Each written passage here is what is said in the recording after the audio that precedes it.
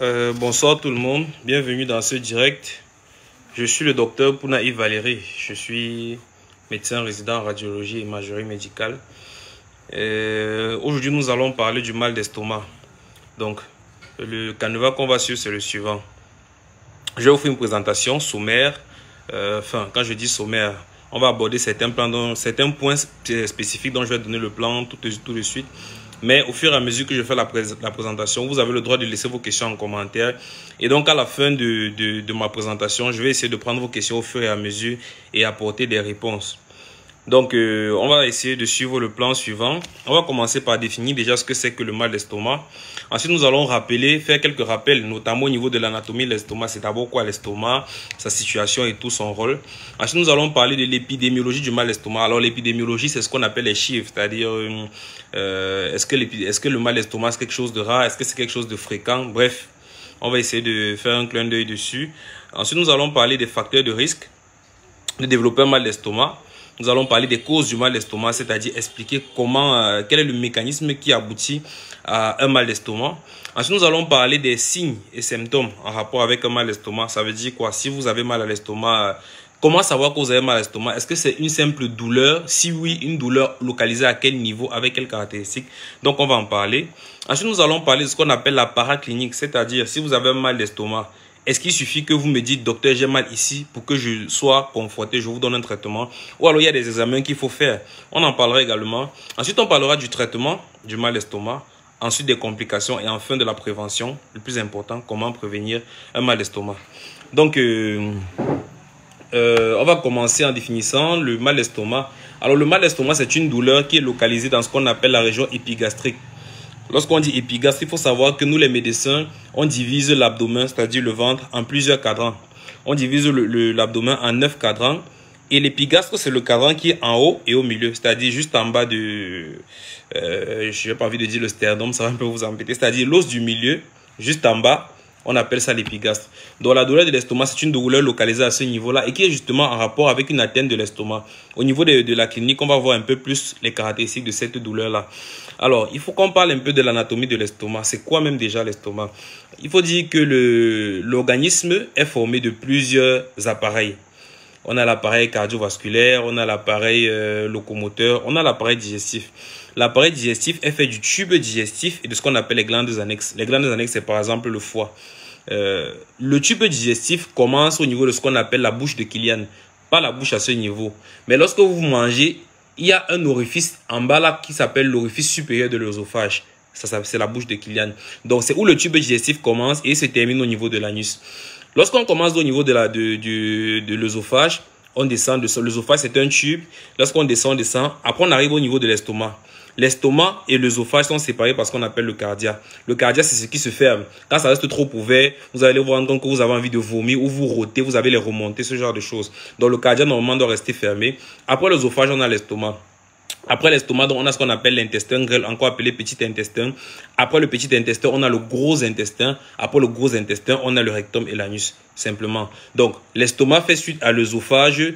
Il fait suite à l'œsophage et après lui, on a l'intestin grêle. Le rôle de l'estomac, c'est... comment dire? Il est censé broyer les aliments. Vous allez vous rendre compte que parfois, vous aviez tellement faim que vous avez mangé, vous n'avez pas bien mâché une viande. Lorsque vous l'envoyez dans l'estomac joue ce rôle-là. C'est pour ça que le morceau de viande ne se retrouve pas dans vos selles. Parce que l'estomac a broyé, il a pris son temps d'essayer de casser du mieux qu'il pouvait. Donc, c'est principalement ça le rôle de l'estomac. Mais à côté de cela, l'estomac a d'autres rôles. Il va sécréter certaines substances comme ce qu'on appelle le facteur intrinsèque. Là, c'est un peu technique, mais il faut savoir que ces substances-là sont importantes dans votre fonctionnement général. Si, par exemple, ce facteur intrinsèque dont je vous parlais là n'est pas sécrété, vous allez développer une anémie. On appelle ça anémie de Bimmer. En fait, c'est pour dire que l'estomac joue ce rôle-là de casser les aliments, mais également il a d'autres rôles comme la sécrétion de certaines substances. Et pour malaxer ces aliments-là, il a besoin de sécréter ce qu'on appelle le sucre gastrique. Le sucre gastrique, c'est un liquide qui est très acide. Tellement acide que ce sucre gastrique-là peut le ronger lui-même. On va voir cela par la suite. Et c'est même cela l'origine du mal d'estomac. Donc là, on a fini avec les rappels au niveau de l'anatomie et le fonctionnement de l'estomac. Il faut savoir maintenant que le mal d'estomac, c'est une entité nosologique très fréquente. Que ce soit dans le monde, en Afrique ou particulièrement au Cameroun, c'est assez fréquent. J'ai essayé de faire des recherches pour vous sortir quelques chiffres clés, mais les chiffres qui étaient révélés étaient beaucoup plus en rapport avec l'une des origines du mal d'estomac, qui est le cancer de l'estomac. Je ne vais pas vous donner ces chiffres-là ici. Alors, quelles sont les causes du mal d'estomac? Les causes du mal d'estomac sont multiples. Il y a d'abord ce qu'on appelle la gastrite. Alors, lorsqu'on dit gastrite, gastro, ça vient de estomac, et it, ça veut dire inflammation. Ça veut dire une inflammation au niveau de l'estomac. Ça, c'est la première cause qu'on connaît. La deuxième, c'est ce qu'on appelle un ulcère de l'estomac. Alors, c'est quoi l'ulcère? Je vais revenir sur l'anatomie de l'estomac. Ce que je ne vous ai pas dit, c'est que l'estomac a plusieurs couches. De l'intérieur vers l'extérieur, on a ce qu'on appelle la muqueuse, la sous-muqueuse, la musculeuse et la séreuse. Ces noms sont un peu techniques, mais ça veut pas dire, c'est pas bien compliqué. Lorsqu'on parle d'ulcère de l'estomac, ça veut dire que le liquide, je vous ai dit tout à l'heure qu'au niveau de l'estomac, on a ce qu'on appelle le suc gastrique, c'est-à-dire que l'estomac fabrique un liquide qui est censé digérer les aliments. Et ce liquide est très acide. Si ce liquide-là commence à devenir nocif pour l'estomac, alors il va ronger les couches pas à pas. On a dit qu'il y avait d'abord la muqueuse, ensuite on a la sous-muqueuse, après on a la musculeuse. Donc s'il ronge jusqu'à ce niveau-là, vous présentez ce qu'on appelle un ulcère de l'estomac. Et il faut savoir qu'au niveau de la musculeuse, il y a des vaisseaux sanguins qui passent. Donc lorsque le suc gastrique a rongé jusqu'à ce niveau, vous êtes à risque de faire ce qu'on appelle une hémorragie. Donc vous pouvez vomir le sang par exemple parce qu'il y a un vaisseau qui a été blessé. Donc l'estomac, de l'intérieur vers l'extérieur, on a plusieurs couches. Et pour éviter que le liquide très acide qui est produit par l'estomac le ronge lui-même, l'estomac lui-même fabrique encore un liquide protecteur qui va tapisser ses parois de l'intérieur et ce va se rassurer qu'il n'est pas rongé. Le mal d'estomac va donc venir d'un déséquilibre entre le liquide protecteur et le liquide gastrique, le suc gastrique qui est censé détruire les aliments. Ça veut dire quoi? Je vais prendre l'exemple de quoi, par exemple, je ne sais pas trop quel exemple vous prendre dans la nature, mais c'est un peu comme si on mettait, on était dans une salle, voilà, on va prendre la cuisine de dehors au village par exemple. On a le feu qu'on a mis là, qui est censé lui préparer les aliments, mais au bord on met des choses on met quelque chose pour couvrir, pour faire en sorte que le feu n'arrive pas dehors. Maintenant, si ce qui est là pour couvrir n'est pas suffisamment fort, le feu va brûler tout le monde. C'est un peu la même chose au niveau de l'estomac. On a un suc gastrique qui est produit, qui a pour rôle de digérer les aliments et qui est très acide. Mais on a également un liquide protecteur qui dit, ok, digère les aliments qui sont dans l'estomac, mais ne nous ronge pas nous-mêmes. Lorsque ce liquide-là est en trop petite quantité, ou alors le liquide produit par le suc gastrique est beaucoup trop fort, il va ronger l'estomac et on aura mal. Donc il va ronger au fur et à mesure, on aura la gastrite, on aura une ulcération, on aura l'ulcère et ça peut aller vers ce qu'on appelle la perforation. On va voir ça un peu plus tard. Donc on a dit que les causes du mal d'estomac, c'était la gastrite, c'est l'ulcère de l'estomac, c'est ce qu'on appelle l'infection à H. pylori. Ceux qui ont déjà eu mal à l'estomac seront peut-être allés à l'hôpital, on leur a demandé H. pylori. Alors je vous ai dit, l'intérieur de l'estomac est très acide, mais il y a un germe particulier qui a la capacité de se développer dans ce milieu acide-là. On l'appelle Helicobacter pylori, encore appelé H. pylori. À côté des causes, on a ce qu'on appelle les facteurs de risque de développer un mal d'estomac. Les facteurs de risque, c'est ce qui n'a pas directement une relation de cause à effet, mais on a remarqué que lorsque les gens en consommaient, ils avaient mal à l'estomac. La consommation d'épices, par exemple, la consommation d'alcool, la consommation d'anti-inflammatoires non stéroïdiens. Les anti-inflammatoires non stéroïdiens, c'est l'ibuprofène, le diclofénac, le kétoprofène. Ils ont une partie, là, il y a un mécanisme qui explique clairement pourquoi il donne mal à l'estomac, ce que je ne vais pas détailler ici, vu que vous n'êtes pas des professionnels de santé. Donc, on a parlé des épices, on a parlé de l'alcool, on a parlé des anti-inflammatoires, on a parlé du tabagisme. Je vais même encore aller plus loin. Il y a ce qu'on appelle la digestion, c'est-à-dire, quand vous pensez par exemple à manger un aliment, lorsque vous savez qu'on va vous apporter un aliment, dans votre tête déjà, vous vous apprêtez à manger. Et du fait que vous vous apprêtez à manger cet aliment-là, l'organisme se prépare à recevoir l'aliment. Il se prépare à recevoir l'aliment, il va donc fabriquer. Vous allez voir que vous salivez beaucoup. Vous salivez beaucoup. Le sucre gastrique augmente également en sécrétion. Et alors, s'il augmente, il s'apprête à recevoir un aliment. Si l'aliment ne vient pas, c'est l'estomac lui-même qui sera digéré. Donc, il faut éviter d'avoir un jeûne prolongé parce que plus vous jeûnez, plus votre estomac est vide. Mais le sucre, lui, il est produit. Il faut éviter de mâcher beaucoup de chewing-gum. Lorsque vous mâchez le chewing-gum, vous pouvez mâcher le chewing-gum juste après le repas. Oui, ça va aider à la digestion. Mais si vous mâchez le chewing-gum, lorsque vous avez faim, ça va faire que l'estomac se prépare à recevoir des aliments. Il produit le sucre gastrique, mais l'aliment ne vient jamais. Du coup, c'est l'estomac lui-même qui est digéré. Donc là, on a fini avec les facteurs de risque. On va maintenant parler de la clinique, c'est-à-dire comment se manifeste la douleur du mal d'estomac. Il faut savoir que toutes les douleurs ne sont pas les mêmes. Si j'ai mal au pied parce que un chat m'a mordu, ou alors parce que je suis en train de faire une gangrène, c'est pas la même douleur que si j'ai des céphalées parce que je fais un AVC. C'est pas la même douleur que si j'ai mal à l'estomac, par exemple. Donc, la douleur de l'estomac, c'est une douleur qui est d'abord de siège épigastrique. J'ai parlé de l'épigastre tout à l'heure. Pour les nouveaux, j'ai dit que nous, les médecins, on divisait l'abdomen en 9 cadrans. Et le cadran, l'épigastre, c'est le cadran qui est situé en haut et au milieu. Donc, sous ce qu'on appelle le sternum. On appelle ça l'épigastre. C'est une douleur qui est épigastrique. C'est une douleur qui est à type de brûlure. Brûlure parce que je vous ai dit que l'acide, ça chauffe. C'est à type de brûlure ou de crampe. Crampe parce que l'estomac va se contracter lorsqu'il va sentir qu'il y a un problème. À type de crampe. Ou alors... donc c'est à type de brûlure ou à type de crampe ou alors à type de pesanteur, notamment lorsque vous avez un cancer de l'estomac ou alors lorsque vous avez du mal à digérer les aliments. Lorsque vous avez du mal à digérer les aliments vont stagner dans l'estomac. Du coup, l'estomac, vous aurez une sensation de pesanteur parce que le bol alimentaire est beaucoup trop important à ce niveau. Donc, on a dit douleur à type de brûlure ou de crampe ou de pesanteur, d'installation brutale ou progressive. Moi, je peux faire une douleur à l'estomac qui vient progressivement, c'est-à-dire que ça vient d'abord doucement, doucement, ça ne fait que monter. Mais vous avez une douleur qui vient d'emblée maximale. Donc, ça varie d'un sujet à l'autre et en fonction de la cause, bien évidemment. Ça peut être lié au repas. C'est généralement lié au repas. C'est-à-dire que ça vient, lorsque vous mangez, vous allez vous rendre compte que soit vous mangez, ça améliore, ou alors vous mangez, ça exacerbe la douleur. Là, ça va donc orienter vers ce que c'est une gastrite ou alors une ulcère. On ne va pas rentrer dans les détails. Donc, c'est une douleur épigastrique à type de crampe ou de brûlure ou à type de pesanteur, d'installation brutale ou progressive, liée au repas. L'intensité peut être légère ou alors insupportable en fonction du stade. Et c'est généralement associé à des nausées, des vomissements, un ballonnement, des éructations, c'est-à-dire vous rôtez beaucoup, une anorexie, c'est-à-dire un manque d'appétit, et même un amaigrissement, parce qu'il faut le dire, si vous avez mal à l'estomac, vous aurez du mal à manger, parce que lorsque vous mangez un peu, vous ressentez des douleurs et tout. Pour ça, c'est dans le cas où la douleur est exacerbée lorsque vous mangez. Donc, ça peut entraîner un amaigrissement.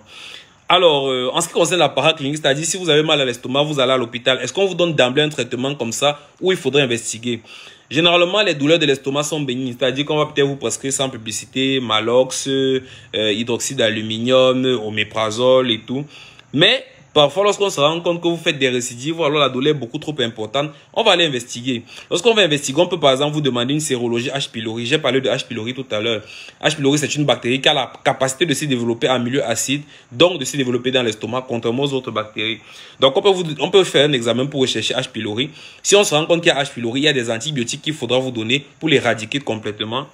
Il y a également ce qu'on appelle la fibroscopie œsogastro-duodénale. C'est-à-dire qu'on va envoyer un tuyau dans votre estomac pour aller voir. On a parlé d'ulcère tout à l'heure. C'est la caméra qui va aller voir que, ok, ici il y a un ulcère, ici il n'y en a pas, ici il y a des lésions qu'on arrive à bien identifier. L'avantage de la fibroscopie, c'est qu'on peut faire des prélèvements. C'est-à-dire que si on va dans votre estomac, on voit qu'ici il y a un truc qui se développe, qui est louche là. On peut aller prélever directement, on amène au labo et ça va nous dire par exemple si c'est un cancer ou d'autres choses dans ce genre. Donc là, il y a la fibroscopie. Il y a également l'échographie abdominale. Douleur épigastrique, oui, on pense à l'estomac, mais au niveau de l'épigastre, il n'y a pas que l'estomac. À côté, derrière, il y a ce qu'on appelle le pancréas. Vous avez certainement entendu parler déjà du pancréas. Le pancréas, c'est un organe qui intervient dans la régulation de la glycémie. Les diabétiques, généralement, ils ont un problème avec leur pancréas, on va dire ça comme ça. Donc, ça peut également être en rapport avec une douleur du pancréas ou même une douleur en rapport avec l'intestin grêle. Bref, il y a pas mal de structures qui sont au niveau de l'épigastre et ce serait bien de faire une échographie abdominale ou alors un scanner abdominal pour savoir exactement si c'est l'estomac ou s'il y a autre chose. Mais comme je vous ai dit, de prime abord, on ne va pas vous prescrire tous ces examens-là, surtout si la douleur n'est pas très intense ou alors c'est le premier épisode. Alors, en ce qui concerne le traitement, on va vous prescrire des médicaments qui vont viser à diminuer, généralement, des médicaments qui vont viser à diminuer l'acidité dans l'estomac. Alors, en ce qui concerne les classes médicamenteuses, on a ce qu'on appelle les antiacides. Comme le nom l'indique, anti-acide, c'est-à-dire qu'on s'oppose à l'acidité. On a également ce qu'on appelle les inhibiteurs de la pompe à protons. Pour ceux qui ont fait un peu de science, lorsqu'on dit que au niveau de l'estomac, il y a l'acide, cet acide-là, c'est l'acide chlorhydrique. La formule de l'acide chlorhydrique, c'est HCl. Donc, H pour l'hydrogène, Cl pour le chlore. Quand on dit donc inhibiteur de la pompe à protons, ça veut dire que c'est des médicaments qui vont aller inhiber la fabrication de l'hydrogène. Et s'il n'y a pas d'hydrogène, il n'y a pas d'acide chlorhydrique, notamment l'oméprazole, c'est ce qu'il fait dans le corps. On a également ce qu'on appelle les protecteurs gastriques. Donc, c'est des médicaments, c'est ces médicaments qu'on donne généralement. Maintenant, en fonction de si on a détecté par exemple, une infection H. pylori, il y a des antibiotiques qui seront donnés. On ne va pas les citer ici. Si vous avez mal, vous allez consulter sur l'application Waspito. Moi, par exemple, je consulte gratuitement. Si vous saisissez le code promo MardiMed, je vais le mettre en commentaire. MardiMed, mardi comme mardi que vous connaissez, et MED collé. Vous pouvez m'écrire, vous m'appelez en vidéo. Je vais vous consulter gratuitement et voilà. Alors, à côté de la paraclinique, on va parler maintenant des complications. Le mal d'estomac, comme je vous ai dit, l'estomac a plusieurs couches. De l'intérieur vers l'extérieur, on a ce qu'on appelle la muqueuse, la sous-muqueuse, la musculeuse et la séreuse. Il faut se demander que si l'acide a rongé toutes ces parois-là, lorsqu'il ronge la dernière paroi qui est la séreuse, qu'est-ce qui se passe? Alors, lorsque la dernière paroi est rongée, on parle de perforation gastrique. Lorsqu'il y a perforation gastrique, le liquide qui est contenu dans l'estomac, qui est acide et qui contient les aliments qui ne sont pas stériles, parce que oui, ça vient du milieu extérieur, donc ce n'est pas propre. Tout ce contenu-là va passer à l'intérieur de la cavité abdominale. C'est-à-dire que à l'intérieur de notre ventre, c'est-à-dire autour des intestins, entre les intestins et ce qu'on appelle nos abdos par exemple, c'est un endroit qui est stérile, c'est un endroit qui est sain. Si le moindre germe se retrouve là-bas, on parle de péritonite. Parce qu'à l'intérieur de notre ventre, il y a une paroi qui tapisse qui s'appelle le péritoine, qui doit toujours rester stérile, pas de germe. Si le moindre germe vient se fixer là, on parle de péritonite. Et là, c'est une maladie très grave qui est une urgence chirurgicale. Si on ne vous opère pas dans un délai très court, vous êtes susceptible de mourir. Donc, il faut faire très attention au mal d'estomac. Si la dernière couche est trouée, on parle de perforation gastrique et vous avez un diagnostic de péritonite. Donc, il sera question de vous opérer, de laver tout l'intérieur de votre ventre jusqu'à ce que ce soit sain et vous en donner des antibiotiques plus tard. Donc, c'est vraiment ce qu'il y a à redouter, la perforation. Alors, en ce qui concerne la prévention, prévenir le mal d'estomac, c'est éviter les facteurs de risque. C'est éviter les facteurs de risque et les agents causaux. Pardon. Donc, on a parlé comme facteur de risque du tabac, de la consommation d'alcool, de la consommation d'épices, de la consommation de piments, de la consommation d'anti-inflammatoires. Lorsque je cite tout ça, ce n'est pas pour dire arrêtez tout. Non. Il faut savoir juguler. Vous ne pouvez pas avoir par exemple, ibuprofène à la maison. Vous avez un peu mal à la tête, vous prenez ibuprofène. Vous avez un peu mal à la tête, vous prenez ibuprofène. Non, ça devient de l'automédication. Et vous allez vous intoxiquer aux anti-inflammatoires et ça va entraîner un problème au niveau de votre estomac. Généralement, lorsque nous on fait des campagnes de santé, on retrouve beaucoup des cas de mal d'estomac et même de péritonite dans des villages parce que c'est des personnes qui font des travaux champêtres. Elles font des travaux champêtres. Alors vous allez au champ, au fur et à mesure, les genoux, la colonne vertébrale fait mal. Quelle est la solution anti-inflammatoire? Une fois, deux fois, trois fois, ça commence à creuser l'estomac. On a la péritonite. Et certains ne sont même pas éduqués, se disent que comme l'estomac fait mal, c'est encore l'anti-inflammatoire qui font prendre.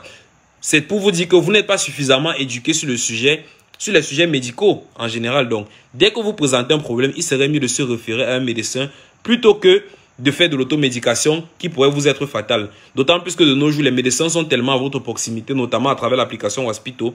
Facilement, vous obtenez une consultation, que ce soit à midi ou alors à 4 h du matin. Vous lancez juste l'appel là et vous savez qu'un médecin va vous répondre. Donc, la prévention, c'est ça, et l'éviction des facteurs de risque. Mais également, il faudrait faire un check-up assez régulier. Quand je dis check-up, c'est pas aller à l'hôpital débourser 200 000. Non, aller à l'hôpital pour dire, docteur, oui, je me porte bien, mais un homme en santé, c'est un malade qui s'ignore. Essayez de m'examiner, me dire si vous trouvez quelque chose, s'il y a quelque chose que je dois prendre en supplément dans mes habitudes, est-ce qu'il y a quelque chose que je dois changer. Bref, essayez de mettre un accent dessus. Donc là, nous sommes arrivés au thème de notre présentation. Je ne sais pas si vous avez des questions, je serais ravi d'en prendre. Il n'y a pas de questions qui a été laissée en commentaire. S'il y a quelqu'un qui a envie de rejoindre le direct pour poser une question, faire un échange avec moi, il peut demander l'accès au direct. Il n'y a pas de souci, on va lui donner l'accès et nous allons faire cet échange-là. Donc, en résumé, comme on l'a dit, l'estomac, c'est un organe qui est situé, qui fait partie du tube digestif. Il fait suite à l'œsophage parce qu'on a dit le tube digestif commence au niveau de l'œsophage. Après l'œsophage, on a l'estomac. Après l'estomac, on a l'intestin grêle. Après l'intestin grêle, on a le gros intestin. Après le gros intestin, on a le rectum. Et après le rectum, on a l'anus. Donc l'estomac fait suite à l'œsophage et il a beaucoup de rôles. Il est censé dégrader les aliments, les déchirer parce que voilà, on ne mâche pas toujours bien les aliments. À côté de cela, il produit ce qu'on appelle le sucre gastrique. En faisant cela, il produit le sucre gastrique qui est censé bien digérer les aliments.